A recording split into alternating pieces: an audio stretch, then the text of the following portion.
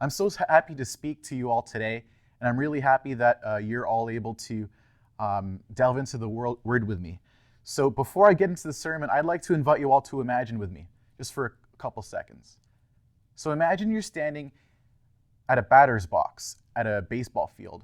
Maybe you're in a Toronto Jays batter box, and you're just you see the whole stadium in front of you, and God tells you that in order to save your life, to save your soul, you got to bat 1,000. So what that means is that you got to hit every single swing. So you got to hit better than Babe Ruth. Babe didn't have 1,000. He didn't bat 1,000. So you got to be better than him in order to save your soul. But if you can't imagine that, imagine this. God puts you in the Toronto Raptors stadium. He puts you on the foul line, and he says you got to shoot free throws perfectly. And he doesn't tell you for how long, but you have to throw free throws perfectly until maybe when you die. And you do that in order to save your soul. So thankfully, God doesn't ask us to do that, but he did ask the people during the Old Covenant to do that. And the part of the reason why he did that is because in order to be in his presence, you have to be blameless. And thankfully, we don't have to do that, but one of the things that he intended to do was to have his kings be blameless as well. Now, you can imagine how hard it is to be better than Babe Ruth or to be better than, say, Michael Jordan in basketball, but imagine being a king. Now, a king had an even worse burden. So, and why I say that is because, well, if we sin, for instance, we only affect ourselves, maybe our friends and family. But when a king sins, they have a butterfly effect on the whole kingdom in general. So kings had a huge responsibility. Now, in Deuteronomy 17 and 18 following, God actually says that the king has to have a copy of the law of Moses with him at all times, just his own personal copy. It wouldn't look like this. It would look like maybe like a shelf full of scrolls, and he'd be reading those scrolls every day and night. And the reason why he'd do that is because he wanted the kings to be humble. He wanted them to not count themselves as greater than the people that they rule over, because ultimately, and we know this from last week's sermon, that they're no better than their subjects.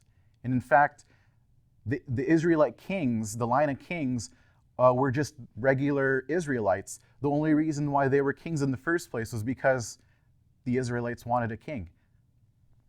Now, even though they had that figurehead, the ultimate king was God. Even King David was in fact not entirely blameless. King David was not perfect. Yes, he was considered maybe the best king. He was even considered to be even greater than Abraham and Moses, but even King David had his shortcomings. Even though he was a man after God's own heart, he wasn't allowed to build a temple. Now, if you were to turn with me to 2 Samuel chapter 7, we see the story, and the story starts like this. This is a time of peace, and David decides, well, I think that I'm living in an amazing palace, but the Ark of God is just living in a simple house. It's not appropriate for God's Ark to be put in a place that's lesser than me. God's my master. We should be celebrating him and worshiping him. I'm going to build him a house. But, well, the reason why he did this, of course, is also because during that time, Eastern kings often spent a lot of the nation's resources on temples in order to get blessings, not just for them, but for the whole country in general. So this made a lot of sense to David. But God actually talked to David through Nathan, saying, look, at one point you were at the pasture, but now you're at the palace. At one point you were carrying a staff herding sheep, but now you're carrying a scepter of rulership. I did all of this for you. You weren't the one who did this.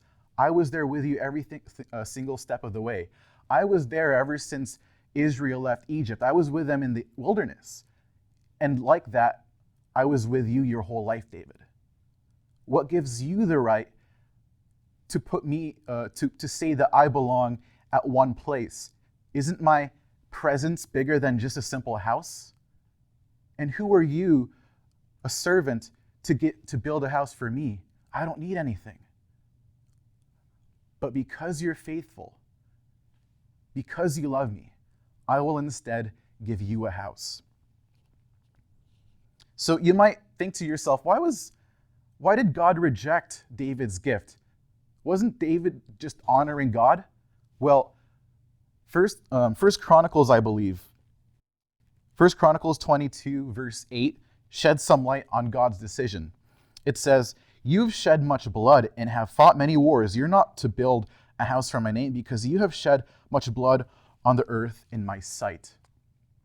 So the background there is that David, as good as he was a warlord. He fought many wars. And the type of person that God wanted to build his house had to be a peacemaker. He had to be someone wise, and he had to be someone who is perfect. He needed to be a man of peace. It just so happens that Jesus, our King, is a Prince of Peace. So 1 Chronicles 22 or even 2 Samuel 7, they actually don't put David in a bad light at all, but both of those passages pretty much say that, David, you're a good king, but I need someone better. I need someone to surpass you. So for centuries after David's death, Israel had been waiting for the Messiah. And that pretty much means in Hebrew, the anointed one or God's chosen one. For centuries after centuries, the Israelites suffered many nations oppressing them, putting tyranny over them. And that hope in a future king only made their hope even stronger. And up until Jesus' time, God actually decided to send his spirit into a very lowly virgin. And it just so happened that that virgin, Mary, was a descendant of David. So how cool is that? God decided that in order to have a perfect king, I must rule. I must take the place of leadership once more. And that's what he did. So unlike David, Jesus can actually bat 1,000. Jesus can actually throw as many free throws as he wants because he's perfect. He's God. He can do anything. And what's cool about what Jesus did, Israel thought that the Messiah was gonna rule over all the other nations and make Israel great. But instead, Jesus intended for all the other nations to orient their hearts towards God.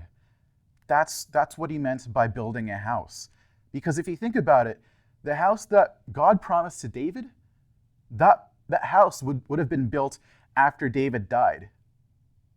You see how that doesn't really make much sense? David, after death, didn't need a house. So that house had to be spiritual. And that house was his kingdom. So in the Gospels, when Jesus starts out his ministry, he actually goes out around and saying that the kingdom of heaven is at hand.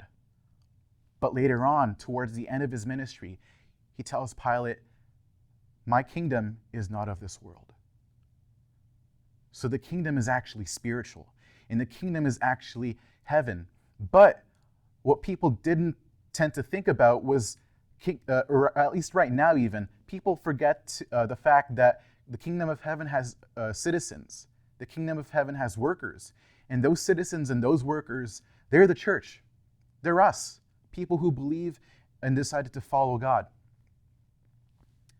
Some of us here have, in the past, filled out a survey called the census that Canada would send to everyone's household, and they would just jot down their information on it, and that information would be passed back to the government of Canada, and Canada would then have a citizens list of all the people who filled out the census. Similar to that, we're told in the Bible that the kingdom of heaven has a scroll with all of our names on it, all the believers, all the citizens of heaven. But what's funny is that in order to remain on that list, we must obey. We have to actually participate in the kingdom. And Jesus actually gives us a perfect model of that. Jesus, when he was doing ministry, he was actually evangelizing to the poor. He was telling people about the kingdom of God. He was telling people about the kingdom, people who at the time had no reason to be a part of the fold of faith. He talked to lepers, he talked to prostitutes, he talked to people that people wouldn't generally talk to, and he shared his life and his message with them. We're taught to do the same thing, especially in the Great Commission. So, if we were to read the Great Commission, if I were to sum it up into 2 basic points, the first point would be evangelism. Now, evangelism is a big word, but if we were to define it, what it pretty much means is you're teaching, you're giving a testimony, you're exhorting, you're encouraging, you're sharing, you're giving people a piece of your life and telling them how you came to God. That's what evangelism is. Now, if you were to break it down to its simplest, I suppose, idea, it is you're pretty much sharing your life with people. That's something we do all the time. When we become Christians, we don't stop sharing our life with people. We still make connections, we still make friends. So evangelism doesn't always look like a guy like me standing in front of a microphone with a Bible and a microphone in hand. Sometimes it looks like going out to the mall buying stuff for people who need more help. Sometimes it looks like inviting people to camp out in Elmira or out in Aurelia. Sometimes it looks like people inviting each other over to their place for a board game. Or maybe it looks like people inviting each other to their backyards for barbecue. That's what evangelism looks like. Evangelism reminds me of a story that I heard about John F. Kennedy, one of the American presidents. So JFK is going to a rocket launch, and he's at the site and nobody's there. He's there in the morning, and he sees just a single lowly janitor, and that janitor is just sweeping the floor. And JFK, he probably wants to practice for a speech, and he asks him, hey, what are you doing here, sir? And the janitor says, well, I'm here to help send a guy to the moon. Can you believe that? A guy as lowly as him says that he believes that he is a part of something greater than himself. We can all just look at our spiritual gifts and think, my gift is not good enough, it's not big enough, it's not effective enough. But what God calls each and every single person to do is to take a look at their roles, their spiritual gifts, and to think not of how the kingdom can benefit them, but how they can benefit their kingdom. So we all have to realize our particular roles in the kingdom as well as citizens of this awesome kingdom. So the next point that we see in the Great Commission is edification. So edification is pretty much teaching, kind of like with evangelism. But the only difference is that in evangelism, you're speaking and having a conversation with people who don't believe yet. And edification is what happens when those people get baptized. So if you were to imagine baptism as sort of like a new birth, which it is, you could imagine yourself when you left the waters of baptism, you were just a spiritual baby. What do you do with babies? Do you just let them loose on their own? No. You take care of them. You build them up. That's what edification is. Pretty much when Paul talks about edification, it's almost used as an image of building up a building or a house. Just from simple building blocks. You're doing it slowly over time, and one of the coolest ways I like to think about it or visualize it is through a particular African proverb. 2 of them, actually. The first one is, it takes a village to raise a child. So what healthy edification looks like is not just one person leading someone else or one person walking in front of another person, like helping them, teaching them. It looks like an entire group of people building each other up. So we should all have our own circles. If we see someone just by themselves, we should all, surround them and help to build each other up. That's what healthy edification looks like. Sometimes it looks like numerous circles coming together and building each other up. Jesus had his own close personal circle, right? The other proverb that I like to think about is also an African proverb, and it's pretty much this. If you want to go fast, you go alone, but if you want to go far, you go together. Earlier this month, we had, I believe, Canada Day on the 1st, and 3 days later, we had, not us actually, the Americans next door had the 4th of July. So you could imagine the huge amount of national pride that both nations had. Now, our kingdom is so much bigger and so much greater than these two nations combined. So we have to think about how much greater our national pride should be. Because if you think about it, we have such a great leader. We have God as our leader. How much greater is God than Justin Trudeau, than President Donald Trump? He is so much greater and more perfect and more suited to lead us than any leader ever in history. We have a leader who looks at our faults and doesn't count it against us. We have a leader who sees us trying our best and he counts that as righteousness. How much more proud should we be of being a part of this nation? So before I leave you guys, I want to leave you guys with this. We are imperfect. Kind of like David, we can't bat 1,000. We're not even close to being as good as Babe Ruth or Michael Jordan. But we do have spiritual gifts, and we're still a part of this kingdom. God, he's our king, but he's still at work. Likewise, we must also be at work. So I'll let you meditate on this.